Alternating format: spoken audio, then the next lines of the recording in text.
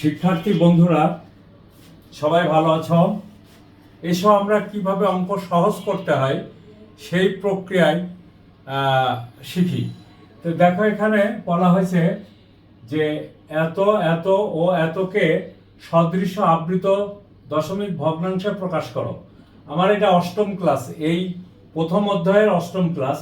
আমরা সবসময় বেসিক জিনিসটার দিকে খেয়াল করব। আমাদের বেসিকটা যত ডেভেলপ হবে, গণিত আমাদের কাছে তত সহজ হবে। সরি। এখন এখানে লক্ষ্য করো বন্ধুরা যে আমরা কিভাবে সবগুলিকে সদৃশ আবৃত দশমিক ভগ্নাংশে প্রকাশ করে থাকব। প্রথম অংশটাই দেখো, দশমিক বিন্দুর পরে 4টি অঙ্ক আছে। এখানে আবৃত বা অনাবৃত না, সসীম দশমিক ভগ্নাংশ আর কি।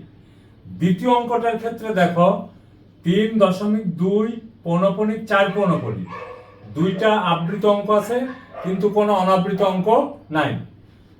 তৃতীয়টার ক্ষেত্রে খেয়াল করে দেখো, দশমিক বিন্দুর পরে 2টি আবৃত অঙ্ক, 3টি আবৃত অঙ্ক, 2টি অনাবৃত অঙ্ক। এখন আমরা এটাকে সদৃশ আবৃত দশমিক ভগ্নাংশে প্রকাশ করব।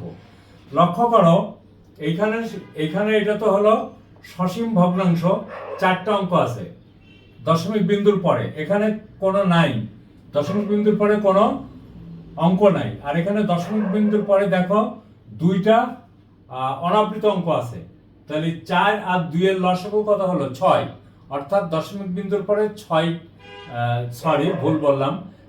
আর 2 এর লসাগু হলো 4। অর্থাৎ দশমিক বিন্দুর পরে 4টি অনাবৃত অংশ থাকবে।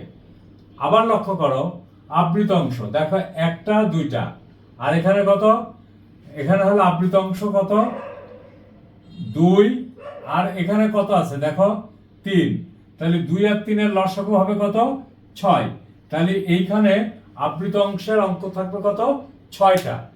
খুব গুরুত্বপূর্ণ জায়গা বন্ধুরা। এখানে লক্ষ্য করো, তাহলে আমি এখানে কিভাবে লিখব সেটার দিকে খেয়াল করো। তাহলে দেখো 1.76 1.7643। আমি কিছুক্ষণ আগে বললাম যে দেখো এখানে আবৃত অংশ আছে 3টা, আর এখানে 2টা, 6টা, কিন্তু এখানে কোনো অঙ্ক নাই। তারপর আমাকে সদৃশ্য করতে হবে, কি করতে হবে? শূন্য দিয়ে জায়গাগুলি পূরণ করতে হবে। এই দেখো 0 পৌনঃপুনিক কয়টা হবে? 6টা। 1 2 3 4 5 6। ক্লিয়ার বন্ধুরা? বুঝতে পেরেছো? দ্বিতীয় অংশটার দিকে খেয়াল করো। তাহলে আমার এটা এখানে লিখি 1.7643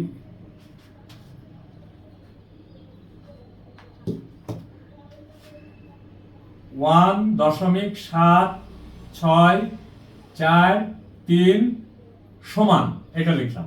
পরের অংশটা দেখো 2.24 এর উপরে পৌনঃপুনিক আছে। এটার ক্ষেত্রে কি হবে? লক্ষ্য করো, আমার এখানে 1টা 2টা 3টা 4টা, এই 4টা অঙ্ক কি অনাবৃত। তাহলে আমি এখানে 3.24 করে নিলাম। দেখো এটা হয়ে গেল, 4টা অঙ্ক হয়ে গেল। 1 2 3 4, 1 2 3 4। এরপরে আসো 2 4, এই দেখো পৌনঃপুনিক 2 4 2 4। তাহলে লক্ষ্য করছো আমরা কিভাবে এই কাজটা করলাম। এরপরে লক্ষ্য করো, এই অংশটা থাকলো। তাহলে আমি এখানে কত করতে পারি দেখো তো? 2.73 4 6, 3 এর উপর পৌনঃপুনিক, 6 এর উপর পৌনঃপুনিক। তাহলে 2 দশমিক, আমার এখানে দেখো অনাবৃত অঙ্ক কয়টা থাকবে? 4টা। তাহলে 4টাকে আমরা কি করব? এই দেখো 7 8। এখন তো আর আমি শূন্য আনতে পারবো না, কারণ এখানে কি করতে হবে?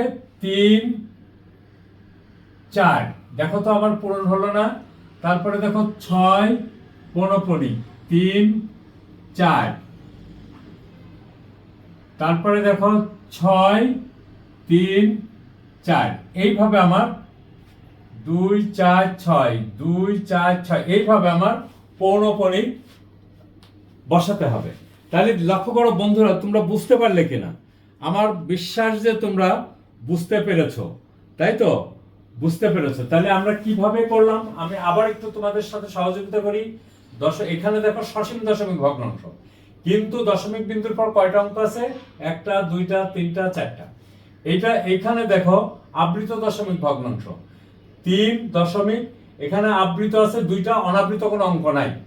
আচ্ছা, আবার এখানে খেয়াল করো, আবৃত আছে 3টা, এইটা 3 পৌনঃপুনিক 4 6 পৌনঃপুনিক, আর অনাবৃত আছে কয়টা? 7 8।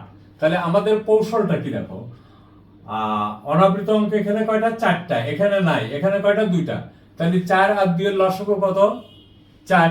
তাহলে দশমিকের পরে 4টা অনাবৃত অঙ্ক থাকবে। আচ্ছা, এরপরে দেখো 2, এখানে 2টা আবৃত অংশ, এখানে আছে কয়টা? 2টা, আর এখানে আছে কয়টা? 3টা। তাহলে 2 আর 3 এর লসাগু কত?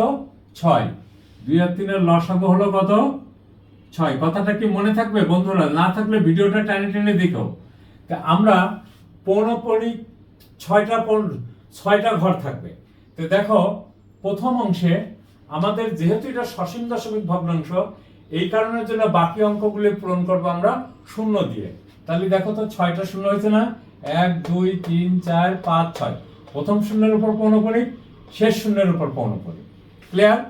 পরের অঙ্কটার দিকে খেয়াল করো, 3 দশমিক 2 পৌনঃপুনিক 4 পৌনঃপুনিক। এখানে আবৃত অংশে আছে 2টা, অনাবৃত কোনো অঙ্ক নাই। কিন্তু যেহেতু আমরা সসীম দশমিক ভগ্নাংশে প্রকাশ করছি, বিধায় এখানে অনাবৃত অঙ্ক আমরা 4টা করব। তাহলে কি করব? 2 4 2 4, তারপরে দেখো আবৃত অংশ কয়টা থাকবে? 6টা। দেখো 2 4 2 4 2 4 1 2 3 4 5 6। পরের অঙ্কটার দিকে খেয়াল করো, এখানে দেখো অনাবৃত অঙ্ক আছে 2টা, আবৃত অঙ্ক আছে 3টা। তাহলে অনাবৃত অঙ্ক আমার কয়টা করতে হবে? 4টা। এই দেখো দশমিক বিন্দুর পরে 7 8 3 4। যেহেতু আমাদের 3-এর উপরে দেখো, এখানে 3-এর উপর পৌনঃপুনিক আছে, এরপরে কিন্তু আমরা আর অন্য কোনো অঙ্ক নিতে পারবো না। ওগুলি দিয়েই আমাকে অনাবৃত অঙ্ক তৈরি করতে হবে। 7 8 3 4 6 3 4 6 3 4। ক্লিয়ার?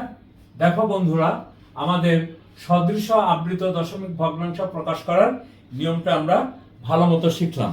বন্ধুরা, আমি তোমাদের এই প্রশ্নমালার যত সিকিউ এমসিকিউ প্রশ্ন আসতে পারে এবং যাতে তোমরা সহজে সমাধান করতে পারো, তার জন্য আমি পুরা অনুশীলনের ভিতরে যা প্রয়োজন তা আমি তোমাদের সাথে শেয়ার করছি। তোমরা জিনিসগুলি ভালো করে মাথায় ঢুকিয়ে নিও, দেখবে সিকিউ বা এমসিকিউ এর জন্য কোনো সমস্যা হবে না। তোমরা আমার ভিডিওটা দেখবে, কমেন্ট করবে, সাবস্ক্রাইব করবে, লাইক করবে এবং আমার সাথে থেকো।